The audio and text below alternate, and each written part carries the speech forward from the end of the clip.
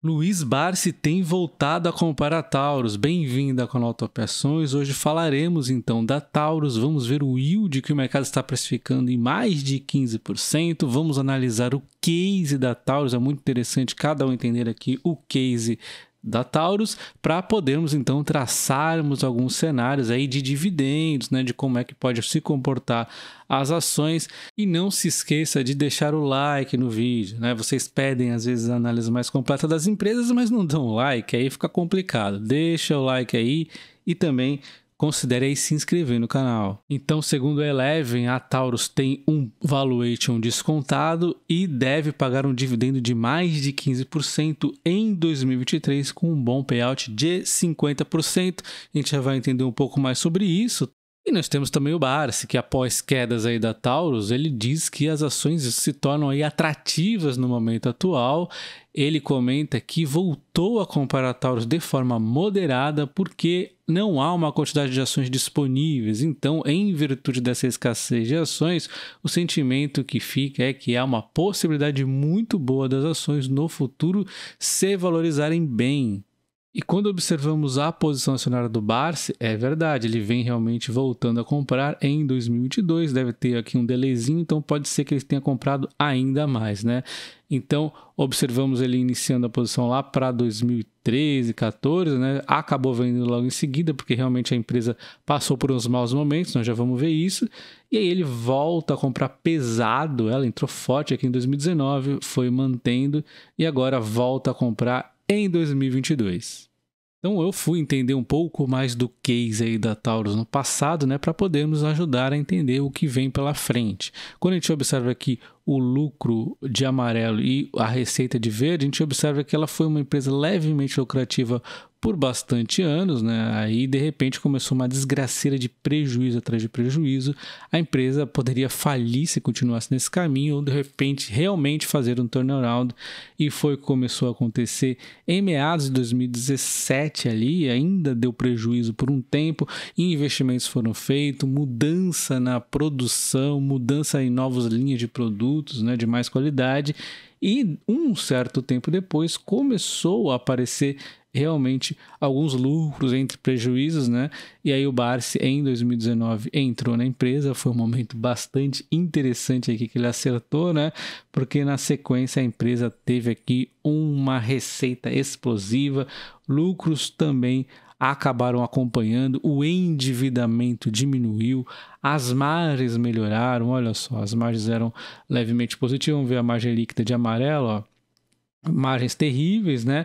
O processo de turnaround ainda deu uma dificuldadezinha, mas depois, ó, entre sobes e desces, começou a disparar e ficar bastante interessante essas margens.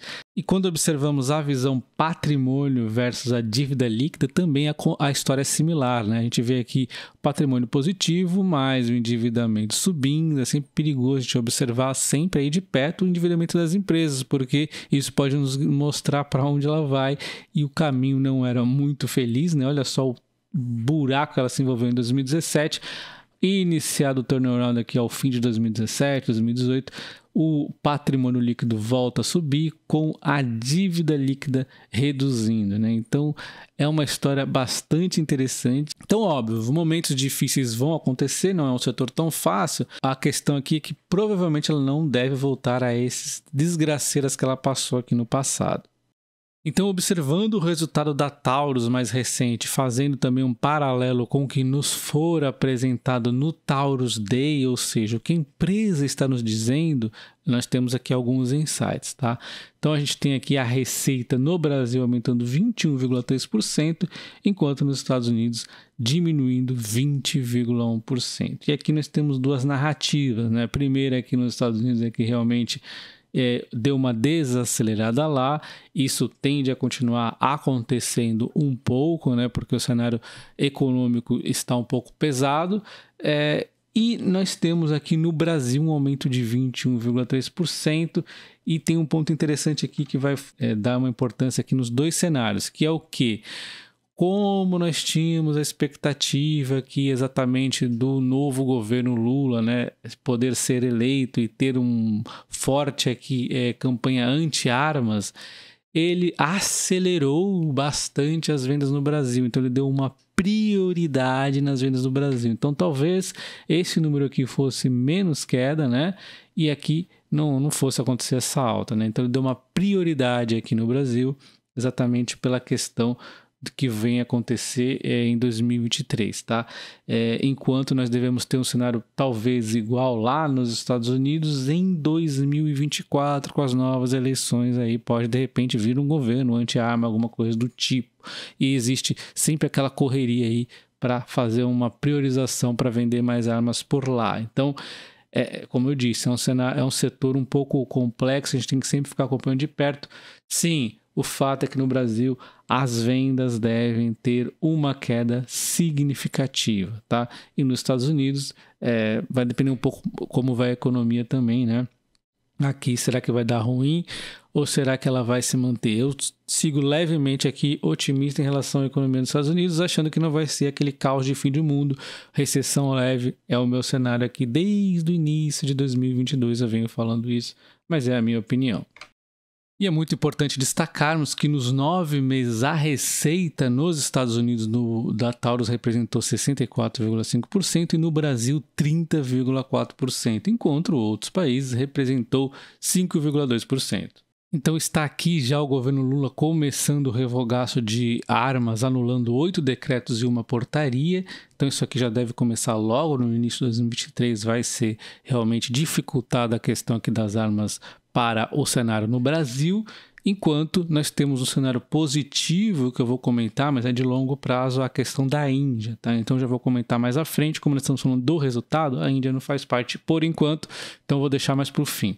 E quando observamos aqui a produção de armas da Taurus realmente teve uma queda, né? E vale destacar, falando em produção, que nos Estados Unidos não faz tanto tempo ela mudou a localização da fábrica por conta aí de melhores incentivos que ela vai ter na Geórgia. Então ela fechou na Flórida e foi para a Geórgia por conta disso. Então a empresa está atenta não só nos seus processos, como também localização que pode ter incentivos de diversos tipos, em fiscal, até mesmo injeção de dinheiro aí, enfim, né? Então ela ficou atenta a isso, mudou a fábrica e nós temos aqui o volume de armas na Taurus também vem caindo, né? Uma queda aqui de 23,5%. Nós temos uma desaceleração na queda. A gente está vendo e realmente está começando a se tranquilizar nos Estados Unidos. Observe que os Estados Unidos é muito importante e o Brasil, que tem a receita menor aqui em relação aos Estados Unidos, realmente deu uma nova acelerada, onde focou-se muito aqui, né? O Brasil, exatamente por conta da mudança do governo. Observando o lucro bruto da Taurus, ela tem aqui realmente uma queda, né? Do topo a queda significativa, né? Em relação ao 4 de 2021.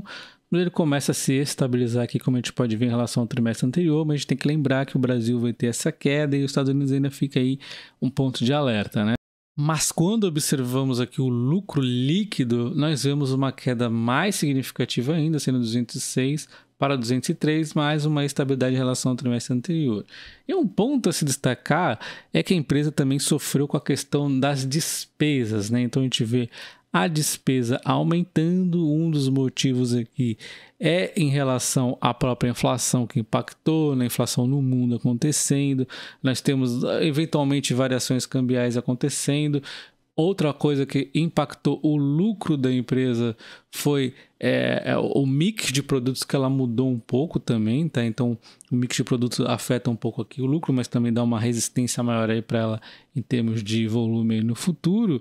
E um ponto que eu acho curioso é que a empresa ela não filtra a parte aqui das despesas em relação a não recorrentes. Então ela deixa ali os não recorrentes, o que acabou atrapalhando a comparação em relação ao ano passado. Então a queda deveria ter sido menor. Enfim, né, resumo, esse momento de ouro aqui que a Taurus passou no fim do ano passado também teve alguns não recorrentes ajudando, tá? Bom, então quando a gente observa aqui a questão do endividamento da empresa, vem aí em queda, como nós já vimos anteriormente, ela está num cenário aqui extremamente interessante, uma dívida baixíssima, né? e é muito importante a gente observar a dívida das empresas. A gente observa que o setor financeiro, a gente não se preocupa tanto com isso, os bancos, a questão do endividamento não é assim que se olha, as elétricas sim têm uma dívida, mas elas são tão perenes, tão mais aí na linha do previsível, né, que a gente também fica de olho, mas é menos preocupante. Agora, quando a gente pega uma empresa como a Taurus, é muito importante observar a dívida, e ela praticamente não tem dívida. E como dizia Peter Lynch, empresas sem dívidas não vão à falência, né? Então, é muito importante observar isso. Interessante observarmos o quanto a Taurus vem ganhando protagonismo na questão aí das armas. A gente vê o volume de crescimento dela aqui nos 12 meses crescendo demais aqui ano após ano. Observando a laranjinha, que são os 9 meses, ainda não encerramos 2022, né? A gente vê também esse aumento, mas aí um leve declínio em relação ao ano passado, mas ainda bem ok. A gente vê aqui em relação às empresas concorrentes, Smith e Hugger, a gente vê sim, olha só a Smith o quanto decaiu, né? E também a Hugger decaindo, enquanto a Taurus teve um decréscimo, mas ainda assim muito suave aqui, se tornando a líder aí, né? E não é só em volume, como também em margens. A margem bruta da Taurus é superior aos concorrentes e também a margem EBITDA. Então, realmente, a empresa vem conseguindo fazer um ótimo trabalho. Observamos a alavancagem financeira novamente, que é muito importante. Realmente, isso aqui ajudou muito no impulsionamento aqui do lucro da empresa, porque sem dívida, além do risco ser bem menor, a gente vê o lucro ali não sendo corrido pela receita do resultado financeiro, né? Nós observamos o lucro bruto, então, aumentando ao longo de vários anos. Esse leve declínio aqui recente, né, com os 2 trimestres aqui de ouro, né? O primeiro ainda foi muito forte também, mas tende até a manter uma certa estabilidade no momento. A gente vê então também nos 9 meses aqui acontecendo a evolução, e agora ainda a gente vê essa evolução nesses 9 meses, mas com o quarto trimestre o ano deve fechar um pouco abaixo, né? A margem ainda assim é bastante interessante. Os investimentos da empresa é muito importante ficar de olho. O turnaround se iniciou o planejamento lá no fim de 2017 aproximadamente, mas ele na prática começou a ganhar mais corpo em 2019. Investimento em máquinas e equipamentos, desenvolvimento de produtos e aumento da capacidade produtiva foi aqui adquirido, os investimentos 68 milhões, em 2020 foi dado continuidade, 2021 também 181 milhões de investimentos, né? Em 2022 está sendo investido aqui então 149 milhões, mais um ano de investimentos pesados, né? Com uma expectativa de 200 milhões no ano, expansão do parque industrial e automação e robotização da produção, né? Ganhando aí então eficiência. Em 2023 a expectativa é uma redução aqui nos investimentos, e aí a gente pode esperar então bons dividendos também, né? E a Taurus, ela vem então investindo em diferenciação de produtos, né? Ela é uma marca reconhecida que vem investindo também no aumento da produção e na eficiência, né? Inclusive aqui com produção robô 100% automatizada. Esses foram os investimentos aqui recentes dela, como a gente pode ver aqui, a automatização, e ela segue aí também fazendo uma série de outras inovações investidas aí. Taurus fez questão de destacar que ela é pioneira na questão aí do ESG na indústria do setor aí de armas, né? Então nós temos a Índia, onde a Taurus já vai reforçando sua marca, criando uma fábrica lá, né? E é muito importante esse passo avante aqui da Taurus, porque as licitações na Índia exigem aí que já esteja uma fábrica estabelecida lá no local, então ela já tem um passo avante em relação a isso.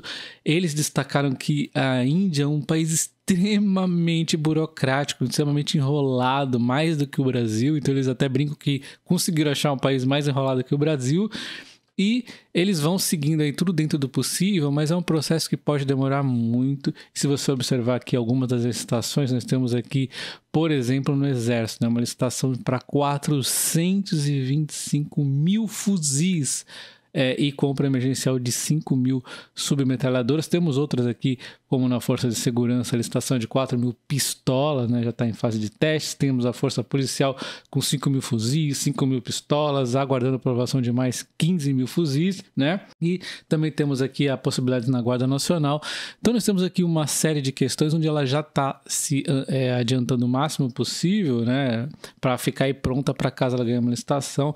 Eles destacam até, inclusive, por exemplo, a gente pensar aqui nessa licitação gigantesca, olha o volume de produção da Taurus e observa observa isso aqui, 425 mil fuzis, é uma coisa de louco, muita coisa, né? E aí na licitação da Índia, ela tem a possibilidade do vencedor, tá? Agrupar, convidar o segundo colocado a participar também, né, do processo. Então, eles dividem aí 50% para cada. Isso provavelmente vai estar acontecendo, né, dividindo aqui essa produção. Então, acaba também ajudando um pouquinho aí, né, aí meu parênteses aqui, um pouquinho de jogo de comadre, no meu entender, né, porque vai duas aí para a licitação final, se elas tiverem esse acordo aí anterior, e é tudo dentro da lei, elas vão aí fazer o joguinho de comadre, né? E as duas ganham aí, dividem a produção. Enfim, né?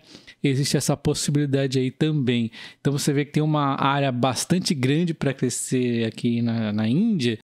Então agora traçando os dividendos para Taurus aí para 2023, nós vamos pegar aqui o da Eleven e os meus cenários. O meu cenário base aqui, 450 milhões de lucro, 3,55 de lucro por ação, não é recomendação de compra, tá? Vou até dizer o que eu estou calculando aqui, que são números mais ou menos próximos do terceiro trimestre de 2022. Então, ele até tem um pouquinho aqui, né, de otimismo, porque a gente sabe que o Brasil vai cair, então assim, pode até ser um pouco abaixo disso. Então, baseado nisso, eu vou ser um pouco mais assim pessimista no payout, usando 40%, que aliás é um número super sustentável, acho bem ok para ela aí ficar vários anos com esse payout aqui, tá? A gente viu que ela vai reduzir um pouquinho os investimentos, então é super provável também acontecer 50%, pode acontecer.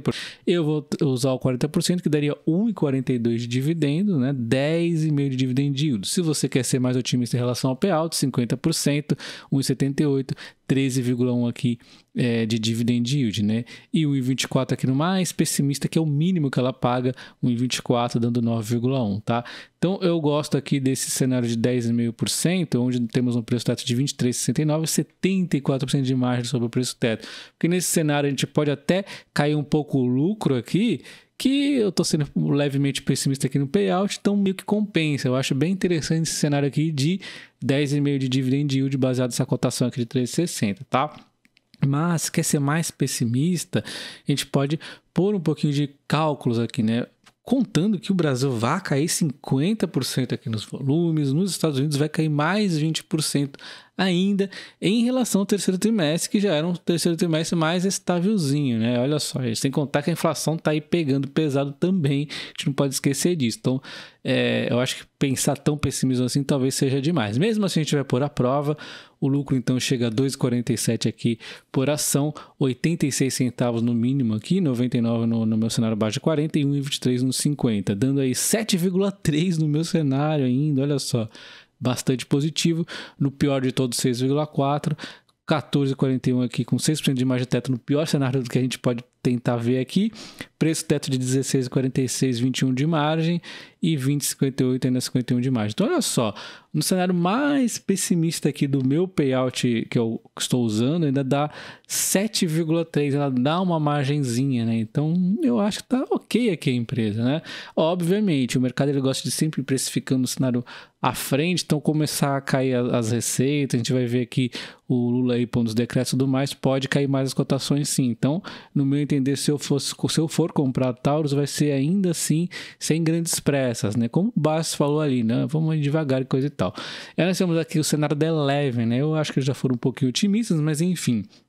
Eles estão traçando aqui 15,9 de yield. Eu diminui um pouquinho porque as ações subiram um pouquinho do dia que eles falaram. Então, 15,5 por yield aqui, que é os 50% de payout. Se você pensar no mínimo, então seria o mínimo de 10,9 aqui de yield se a Taurus resolver pagar 35% payout no cenário da Eleven, tá?